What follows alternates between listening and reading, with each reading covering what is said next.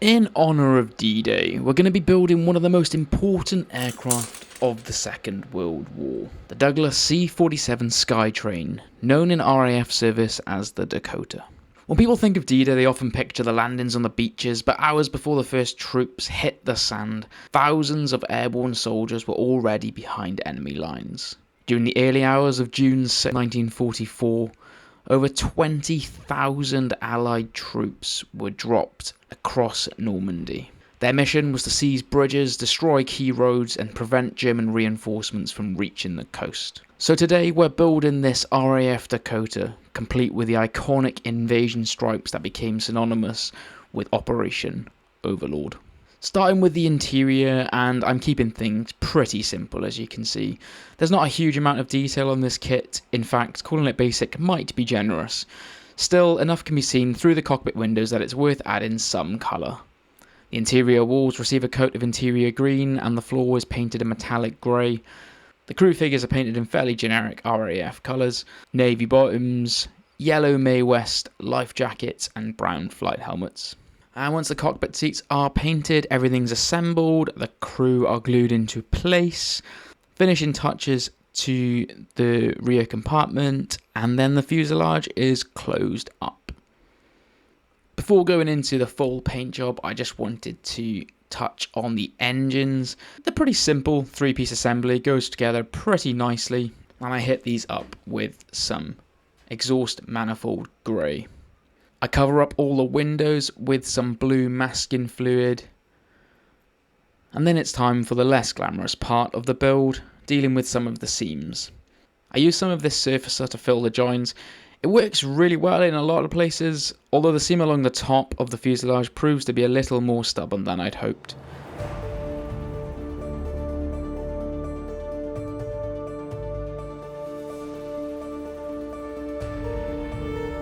I did forget to add the propellers, but then I did so and dropped the model.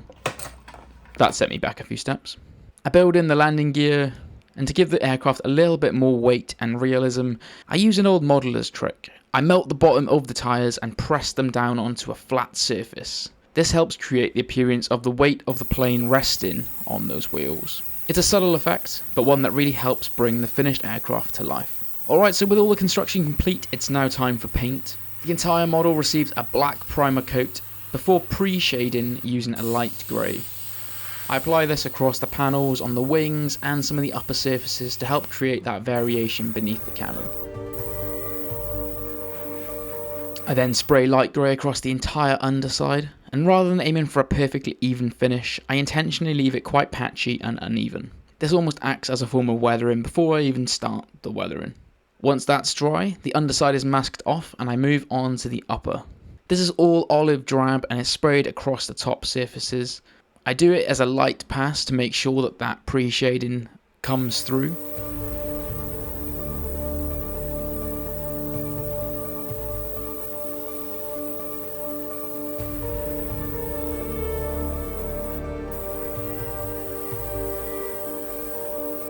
Overall, I was really happy with how the base colours have turned out, but what I wasn't quite happy with was the demarcation line between the upper and lower. At first, I had to recheck the instructions, but something about it just didn't look right. After checking out numerous photos of real Dakotas online, I decided to go back and make it a bit more of a sharp contrast. The result was much cleaner and sharper appearance, particularly around the nose section, which I was really happy with, and overall I think it improved the look considerably.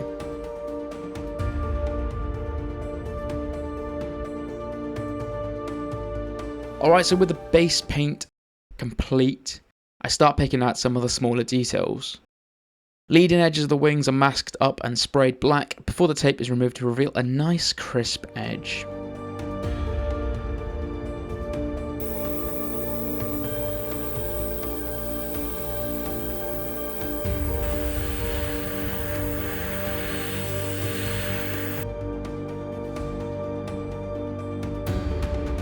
Touch up the exhaust in a bit of gunmetal and the propeller tips receive their distinctive yellow markings.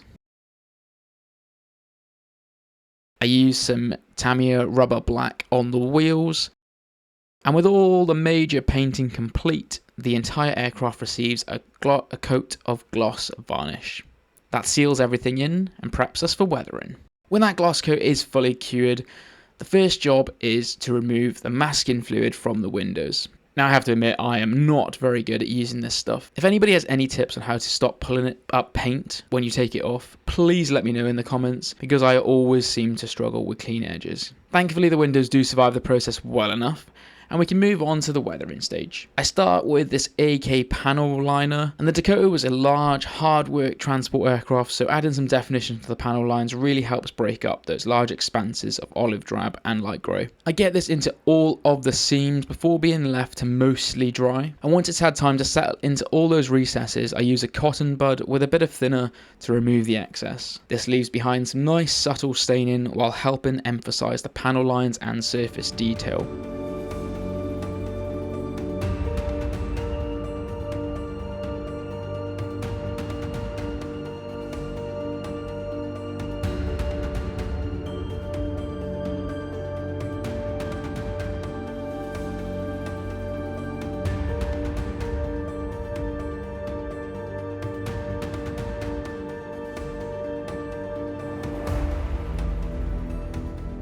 I was actually really happy with how this looked across the top of the aircraft and most of the underneath. Unfortunately, things didn't go quite as smoothly as I'd hoped. After letting it dry, I began removing the excess, and as you can see, some of the underlying paint started to come away.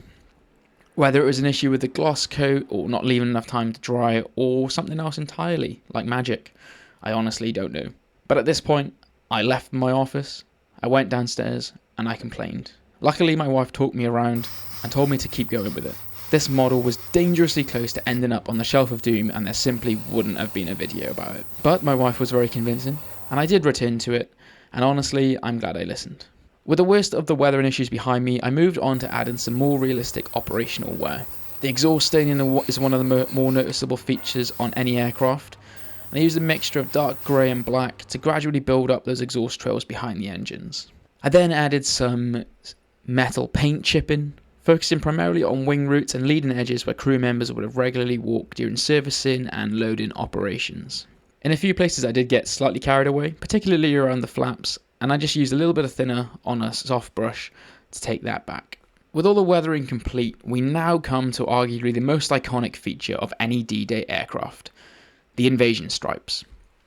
And you might be wondering why I've done the weathering before painting these. Well, it's actually deliberate. The invasion stripes weren't part of the aircraft's finish, they were applied in an incredible rush immediately before D-Day. Many crews only received the order 1 or 2 days before the invasion and spent the night of June 5th painting the stripes onto hundreds of aircraft. The aim of the stripes was simple, to prevent Allied pilots and anti-aircraft gunners from accidentally shooting down their own aircraft during the largest airborne operation in history. The work was often carried out using whatever tools were available, brushes, mops, brooms, pretty much anything that could get paint onto an aircraft quickly. As a result, many invasion stripes in real life were far from perfect, and for this build I mostly wanted to capture that look too. At this scale I didn't want it to be messy lines, but definitely not factory fresh either. So I did use masking tape and painted them, but with some intentionally uneven edges or not perfect stripes in places, particularly around the fuselage. From normal viewing distance they still do look neat and convincing, but up close they retain their hurried appearance.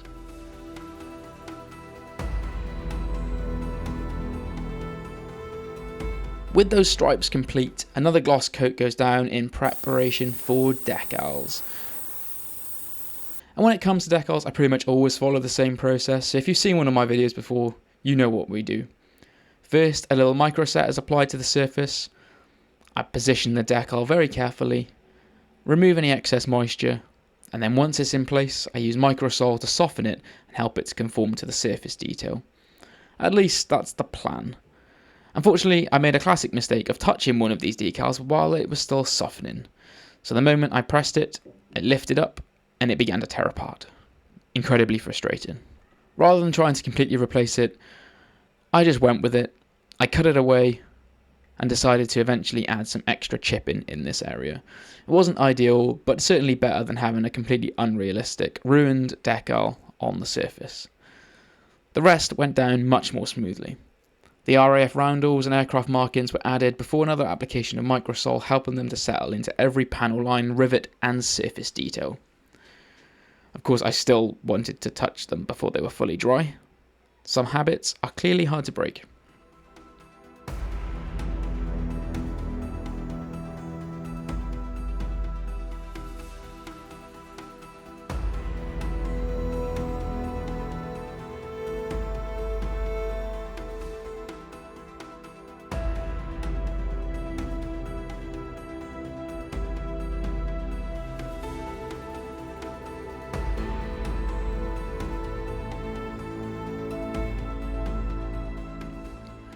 With all the markings complete, attention turned to the final details, adding the navigation lights on the wings, which are added by clear parts. I painted some black behind them and a bit of silver just to make them stand out. I also added this black circle on the top of the aircraft for the top canopy.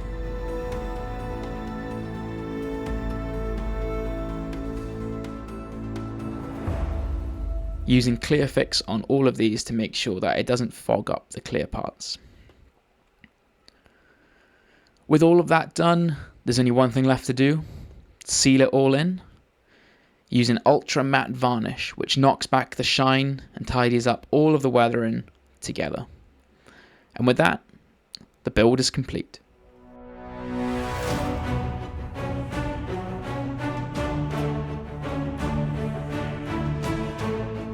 Alright, so despite nearly ending up abandoning this one halfway through the weathering process, I'm really pleased with how this Dakota turned out.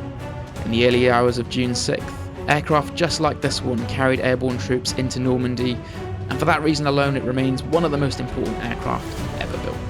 If you enjoyed this video, please do subscribe and like the video and drop a comment below. Thank you very much for watching. Until next time.